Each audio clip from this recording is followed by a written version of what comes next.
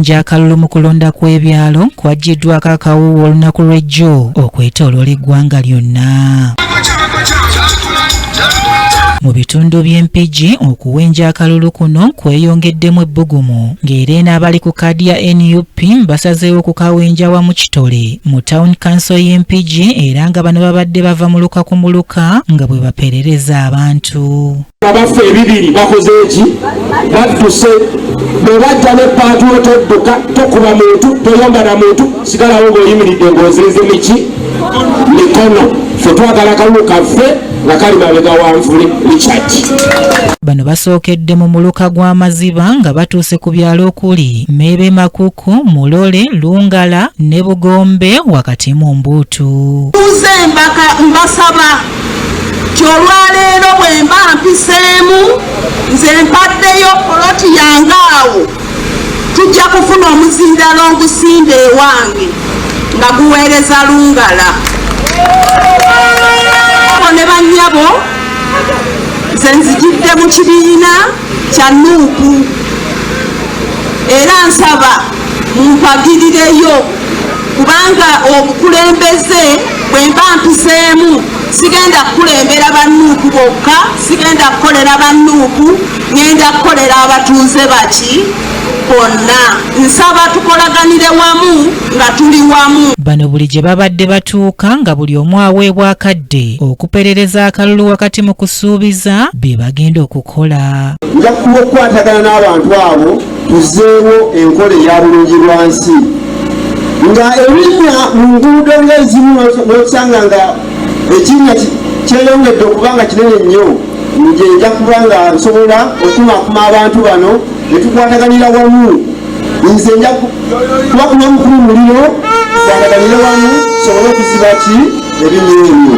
Enjiri zaffe nja kusobola okulimawo abantu abo omuliro tukkirire ku nzizi ezo tuzirongoose. Ebitundu bingi bano bye batuuseemu ebimu ku bibasoomooza bibadde byekulungulira ku bbula ly'amazzi.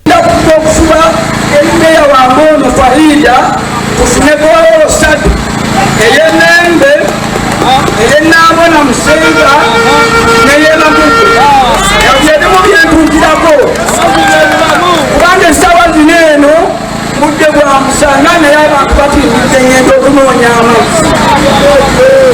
Abatuuze ku byalo eby'enjawulo boogedde ku by'okwerinda nga bwe biri yegeyege ekintu kye batadde ku bassentebe abaluddewo ng'era bano bakira beebaza ekibiina kya NUP okutambulira awamu nga basaba akalulu. Agenda kukola amakodyo okubata nti ono mba mumanyi nti mutuuze agenda akole ki kyokka ngaffe abannuupu basigadde waka kubanga tebaawawandiika.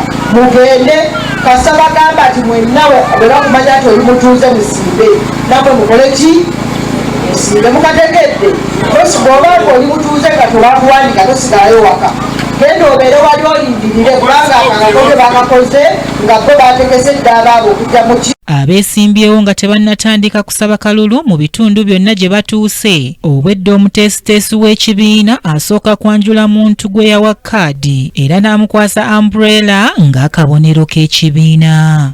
Ono wammwe Moroko mwatugambye nti yakira abalala ate Uganda we yatuuka erina ebitundu bibiri erimu abantu ba mirundi ebiri waliwo abanyigirizibwa n'abanyigiriza. Peter Kawuki, ssentebe wa disitulikiti y'Empigi, asabye abantu okwetaba mu kulonda kw'abassentebe b'ebyalo ng'agamba nti eno obuweereza gye butandikira.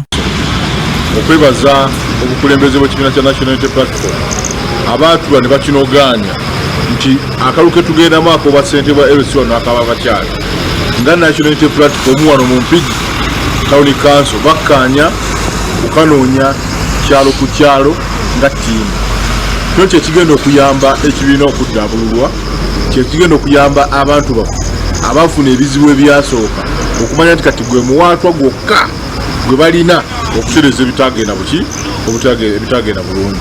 Mbakubiriza mwenna banyabo ne basewo abali eyo tutambule n'ekigendererwa ekyokukwata obuyinza bwekyo tuyita decentralization bukke wansi mu byalo byaffe kubanga ssentebe oyo muntu mukulu nnyo. Ate ye omubaka omukyalo owa Mpigi Teddy Nambooze agumizza abantu nti ku luno tewali agenda kubba kalulu ng'abalonzi basimba ku migongo gy'abeesimbyewo. Kituuka bulungi wansi ku ground olw'okuba abakyala tubadde tunaba kubalonda naye kati mujje mwesiga abakyala bamwe bannaabakyala mubamanyi abanaatuusa ensonga zaffe naddala abakyala ku ground.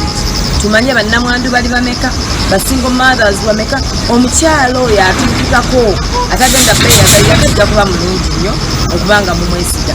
Ate akalulu k'abasentebe ennaku z'omwezi 28 tukeerewo tuwuliziganye tusimbe abantu baffe mu mugongo ng'etteeka bwe riri ate awo tewalina kutubba. Bano beebazizza obukulembeze bwa Mpigi Town Council obwa NUP olw'enteekateeka eno ey'okutambulira awamu.